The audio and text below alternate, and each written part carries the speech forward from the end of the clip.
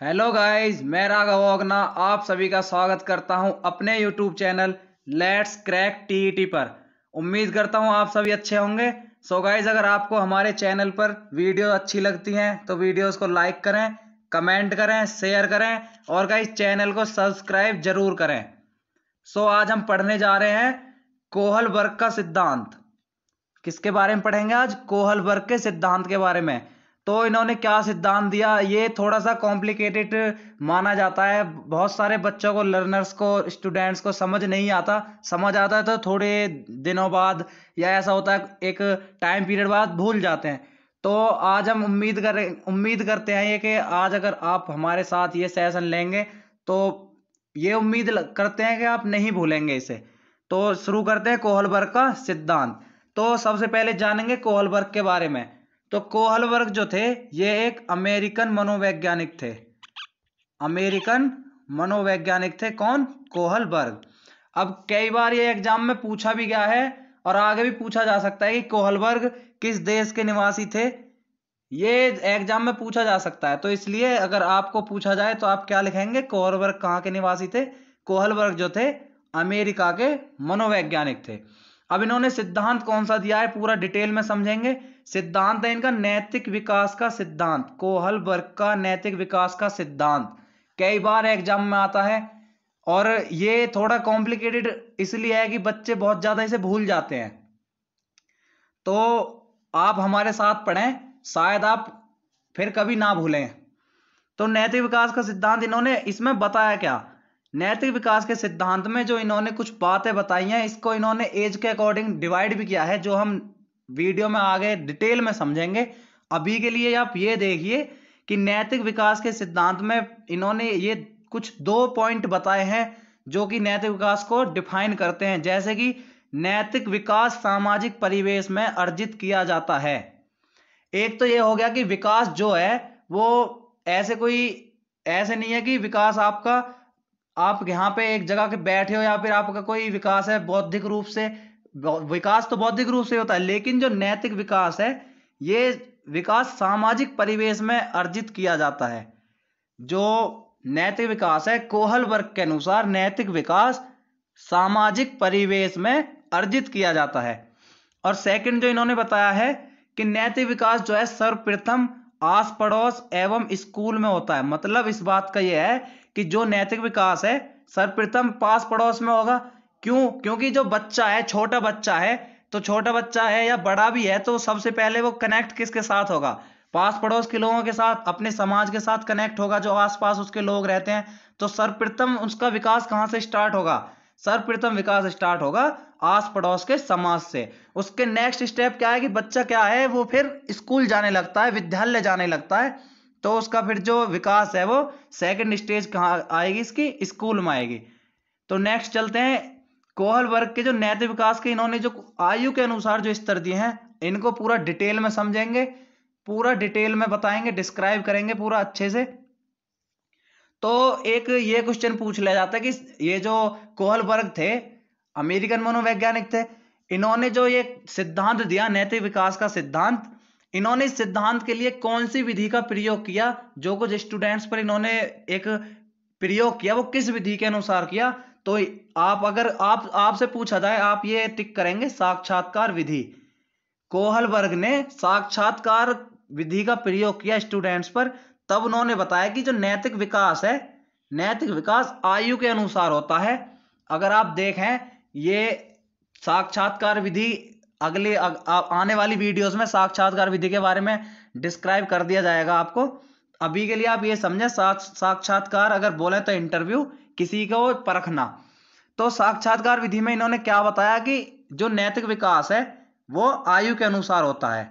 तो इन्होंने कुछ ये 3 स्तर दिए हैं। एक है पूर्व नैतिक स्तर, पूर्व नैतिक स्तर है एक, या फिर आप इसे बोले पूर्व परंपरागत अवस्था। क्या बोलेंगे?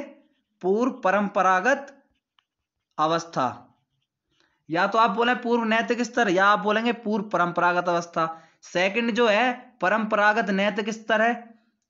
परंपरागत नैतिक स्तर या परंपरागत नैतिक मूल्य या परंपरागत अवस्था, आप जो चाहें वो बोल सकते हैं। ये तीनों ही इसके कुछ नाम हैं। और एक है उत्तर परंपरागत या आत्म अंगीकृत नैतिक मूल्य। या तो आप इसे उत्तर परंपरागत बोलें, अगर एग्जाम में आपको उत्तर परंपरागत भी पूछा जाए तो कंफ्यूज ना हो, या फिर ये पूछा जाए कि आत्म अंगीकृत नैतिक मूल्य, इसकी समय सीमा पूछी जाए, मतलब एज पूछी जाए, या फिर इसके बारे में ये पूछा जाए ये किसने दिया है, तो कंफ्यूज ना हो। उत्तर परंपरागत या आत्म अंगीकृत नैतिक मूल्य ये दोनों एक ही नाम है। किसने दिए हैं? कोहलबर्ग ने दिए हैं। इनकी एज लिमिट क्या है वो हम अभी आपको नेक्स्ट बताएंगे, नेक्स्ट स्लाइड में। तो चलते नेक्स्ट स्लाइड की ओर।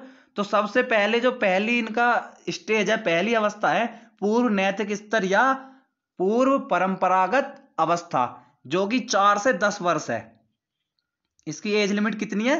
4 से 10 वर्ष। किसकी? पूर्व नैतिक स्तर या पूर्व परंपरागत अवस्था की। तो इसकी कुछ उप अवस्था है, प्रत्येक एक अवस्था की 2 उप अवस्थाएं दी हैं कोहलबर्ग ने। एक अवस्था है, प्रत्येक की 2 उप अवस्थाएं। तो इसके अनुसार अगर एग्जाम में ये पूछा जाए कि कोहलबर्ग ने कितनी अवस्थाएं दी है नैतिक विकास की, अगर ऑप्शन में अगर 3 है तो आप 3 टिक करेंगे। अगर ऑप्शन में 3 ना होके 6 दिया हुआ है, 3 नहीं है, उस केस में आप क्या करेंगे? 6 टिक करेंगे, क्योंकि प्रत्येक एक अवस्था की, प्रत्येक एक स्तर की 2 उप अवस्थाएं हैं। तो इस हिसाब से 3 मेन अवस्था हो गई और उसके 2 उप स्तर या उप अवस्थाएं हो गई। तो अगर एग्जाम में पूछा जाए अगर 3 नहीं है ऑप्शन में, तब आप 6 पे टिक करेंगे, वरना कितनी अवस्था है? 3 अवस्था है। या फिर सीधा ये पूछ ले कि कितनी उप अवस्थाएं हैं, तो वो कितनी है? 6 उप अवस्थाएं हैं। तो इसकी जो उप अवस्थाएं इनके बारे में समझेंगे थोड़ा सा। उप अवस्था ज्ञान एवं दंड की अवस्था। अब ज्ञान एवं दंड की अवस्था से क्या मतलब हुआ? मतलब ये हुआ इस बात से, ज्ञान एवं दंड की अवस्था से कोई भी छोटा बच्चा है, उसने कोई भी कार्य किया, अगर उस कार्य के लिए आपने उसको कोई पुरस्कार दिया, कोई कुछ दिया, तो बच्चा क्या करेगा? उसको जल्दी से सीख लेगा। बच्चे ने अच्छा काम किया और आपने उसको क्या किया? पुरस्कार दे दिया, कोई गिफ्ट दे दी, तो बच्चा क्या होगा? वो उसे पता चलेगा कि ये अच्छा काम है, मैं अगर ऐसा और काम करूं, इससे अच्छा और काम करूं, तो मुझे और सारे गिफ्ट मिलेंगे। और आपने अगर उसने कोई बुरा काम किया, बच्चे ने कोई बुरा काम किया और आपने क्या किया? उसको दंड दे दिया, पनिश कर दिया, तो बच्चा क्या करेगा? उसको पता चला कहीं ना कहीं कि अगर मैं ये करूंगा तो क्या होगा? मुझे पनिश किया जाएगा, तो ये काम मैं नहीं करूं। तो बच्चे को क्या है, क्या अच्छा है क्या बुरा है, इस बात की नॉलेज होने लगती है। कहां? ज्ञान एवं दंड की अवस्था में, जो कि पूर्व नैतिक स्तर के अंतर्गत आता है। अब नेक्स्ट उप अवस्था जो बताइए, अहंकार की अवस्था। अब अहंकार की अवस्था से मतलब यह हुआ बच्चा कुछ भी करेगा। अहंकार मतलब बच्चा कोई भी कार्य करे, अगर उसे ये नहीं पता कि मैं बुरा कर रहा हूं, गलत कर रहा हूं, या मैं क्या कर रहा हूं, लेकिन उसे क्या करना है? अपना जो मोटिव है, अपना जो उद्देश्य है, बच्चे को केवल वो पूरा करना है। किसी भी लालच के लिए बच्चा क्या करेगा? कार्य करना स्टार्ट करेगा। कौन सी अवस्था में? अहंकार की अवस्था में। लालच के लिए सबसे ज्यादा जो ये अहंकार की अवस्था है, इसमें बच्चा क्या होगा? लालच के लिए कार्य करेगा। अगर आप उसको कोई लालच देंगे, जैसे कि आप किसी बच्चे को बोलें कि आप मेरा ये काम करें और मैं आपको 10 रुपया कोई गिफ्ट या कोई चॉकलेट दूं, तो बच्चा क्या करेगा? एकदम से आपका काम कर देगा। अगर आप उसे केवल काम करने के लिए बोलें और ये साथ में कोई लालच ना दें, तब क्या होगा? बच्चा उस काम को नहीं करेगा। तो ये लालच की अवस्था, अहंकार की अवस्था, ये होती है पूर्व नैतिक स्तर के अंतर्गत आती है, अहंकार की लालच की अवस्था। नेक्स्ट चलते हैं। नेक्स्ट जो है सेकंड जो इन्होंने अवस्था दी है, स्तर दिया है, परंपरागत नैतिक स्तर या फिर परंपरागत अवस्था या फिर परंपरागत नैतिक अवस्था, नैतिक स्तर, जो भी आप बोलें। इसकी जो एज लिमिट है वो है 10 से 13 वर्ष। 10 से 13 वर्ष इसकी क्या है? एज लिमिट है। अब इसकी भी 2 उप स्तर या उप अवस्था, आप जो भी बोलें, 2 उप स्तर हैं इसके भी। फर्स्ट है प्रशंसा की अवस्था। इनको भी समझ लेते हैं थोड़ा डिटेल में। प्रशंसा की अवस्था क्या होती है? बच्चा क्या है? बच्चा अपनी प्रशंसा के लिए कार्य करेगा। इसमें समाज में बच्चा कार्य जो करेगा वो केवल केवल अपनी प्रशंसा के लिए करेगा। चिंतन जो है, बच्चा चिंतन करने स्टार्ट करेगा इस अवस्था में, अपनी प्रशंसा के लिए कार्य करेगा। प्लस क्या करेगा? चिंतन करना स्टार्ट करेगा। समाज से जो निर्धारित होंगे, वो चिंतन जो होगा उसका समाज के अकॉर्डिंग क्या होगा? निर्धारित होगा। ठीक है बात? मतलब ये है कि बच्चा जो है चिंतन करना स्टार्ट करेगा इस अवस्था में, और प्लस वो अपनी केवल प्रशंसा के लिए कार्य करेगा, ना कि किसी लालच में। या अब वो लालच छोड़ चुका, उसे अपनी प्रशंसा चाहिए, इसलिए वो कार्य करेगा। तो ये कौन सी अवस्था है? प्रशंसा की अवस्था। किसके अंतर्गत आएगी? परंपरागत नैतिक स्तर के अंतर्गत आएगी। एज लिमिट कितनी है? 10 से 13 वर्ष। तो सेकंड जो उपअवस्था है इसकी वो है सामाजिक व्यवस्था के सम्मान की अवस्था। और सामाजिक व्यवस्था के सम्मान की अवस्था मतलब ये है जो भी समाज की व्यवस्था एक बनी हुई है, जो भी नियम कानून समाज के बने हुए हैं, तो उसे उन बातों से कोई मतलब इतना है नहीं बच्चे को क्या केवल समाज को लक्ष्य मानना है। उसे बच्चा क्या करेगा? समाज को अपना लक्ष्य मानेगा। समाज क्या मानेगा? अपना लक्ष्य है। और समाज को लक्ष्य मान करके वो कार्य करेगा। उससे उसे कहीं ना कहीं ये होगा कि अगर मैं समाज को लक्ष्य मान के कार्य करूं तो जो समाज के लोग हैं, सामाजिक प्राणी हैं, वो कहीं ना कहीं मेरी तरफ क्या होंगे? अट्रैक्ट होंगे। तो ये कौन सी अवस्था है? ये है सामाजिक व्यवस्था के सम्मान की अवस्था। जो सामाजिक व्यवस्था उसके सम्मान की अवस्था है, किसके अंतर्गत आएगी? परंपरागत नैतिक स्तर या परंपरागत नैतिक अवस्था के अंतर्गत। तो नेक्स्ट चलते हैं। नेक्स्ट और लास्ट ये है आत्म अंगीकृत नैतिक मूल्य। आत्म अंगीकृत नैतिक मूल्य, या फिर आप इसे बोलें उत्तर परंपरागत अवस्था। उत्तर परंपरागत अवस्था बोलें या आत्म अंगीकृत नैतिक मूल्य बोलें। इसकी एज क्या है? 13 से अधिक। जब बच्चा एडोलसेंस में होता है, 13 से अधिक होता है, तो इसमें क्या होगा? इसमें जो दो उप अवस्था बताई है, फिर से हमने आपको बताया था पहले ही, हर एक अवस्था की हर एक स्तर के दो क्या हैं? उप स्तर या उप अवस्था है, जो कि हम आपके साथ डिस्कस कर रहे हैं। तो इस जो ये है आत्म अंगीकृत नैतिक मूल्य, इसकी दो ये उप अवस्थाएं हैं। पहली कौन सी है? समाज के साथ संबंध।